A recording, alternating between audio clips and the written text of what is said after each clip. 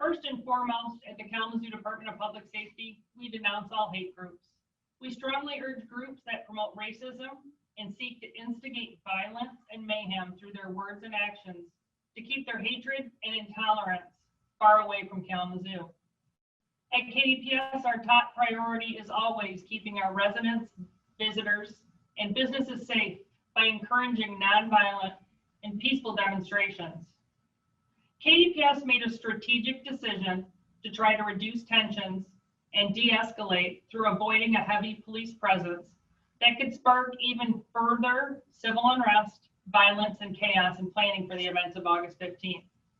Learning from other cities' experiences, and at the request of a counter-protest organizers, KDPS kept its officers poised at the ready from a distance should the protests become riotous, assaultive, or physically destructive.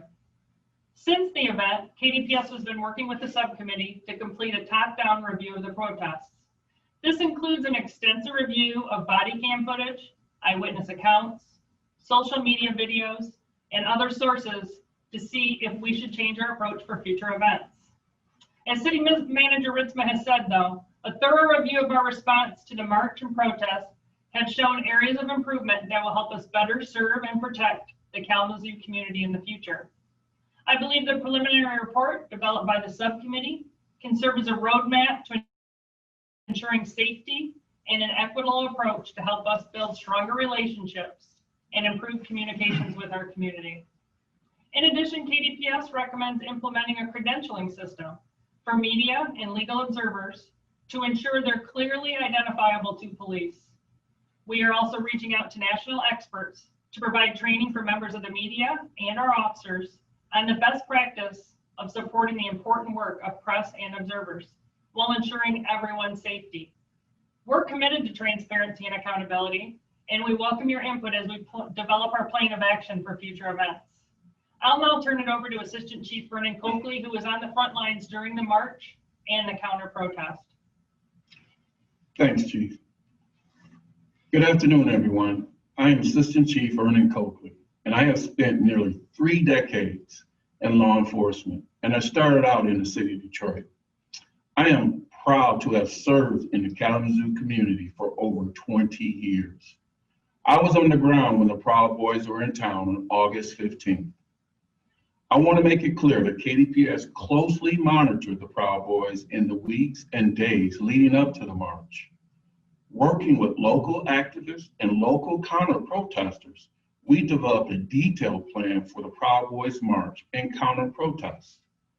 We also closely coordinated with the Michigan State Police, the Kalamazoo County Sheriff's Department, the Kalamazoo Township and Portage Police Departments to ensure enough officers were on hand to respond to the incidents.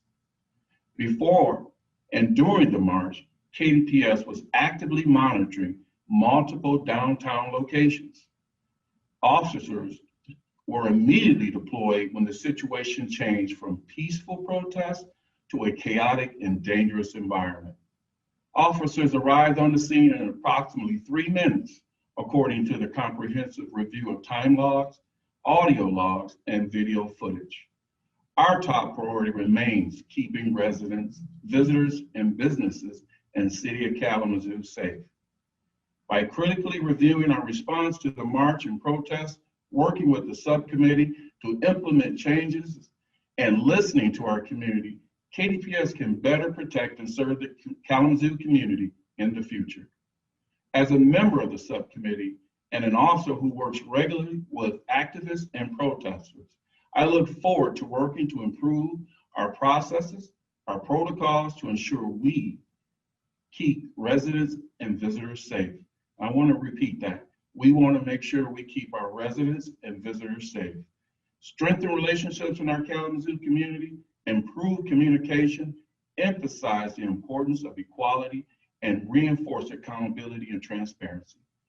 I know this has been challenging times for Kalamazoo and frankly, the entire nation. But this is a great community and this is a strong community. And I truly believe that we will emerge stronger and more united than ever if we work together. And I believe the subcommittee's report and today's news conference is a first step in that direction.